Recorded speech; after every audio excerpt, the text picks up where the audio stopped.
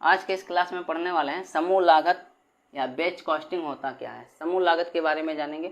वो समूह लागत उपकार लागत विधि का क्या है ही विस्तार है और इसके अंतर्गत जो है कार्य को विभिन्न समूहों में किया जाता है। जितने भी कार्य होते हैं उनको समूहों में बांटकर किया जाता है और प्रत्येक समूह की लागत की गणना अलग अलग की जाती है। जितने भी समूह होते हैं उनके लागत की गणना अलग अलग करते हैं और यहाँ पर समूह से आशय एक समरूप वस्तुओं से है। ठीक है, समूह मीन्स क्या होता है, एक ही प्रकार की वस्तुओं जो है का निर्माण उस उद्योग में किया जाता है और जिनका उत्पादन एक साथ किया जाता है। एक ही प्रकार की वस्तु होगी तभी तो एक साथ उसका प्रोडक्शन किया जाएगा।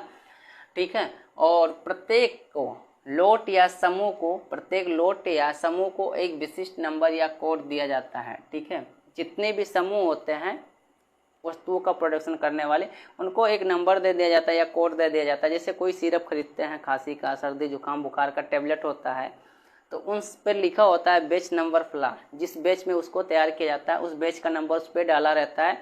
या साड़ी खरीदते हैं, सूट खरीदते हैं या कुछ भी खरीदते हैं तो उसमें जो है बैच नंबर लिखा होता है और उसी के आधार पर लागत का संग्रहण किया जाता है। ठीक है, और बैच के हिसाब पे क्या होता है उसका कलेक्शन किया जाता है। इस विधि के अनुसार एक समूह लागत की एक इकाई माना जाता है। ठीक है, इस विधि के अनुसार एक समूह को लागत की एक इकाई माना जाता है।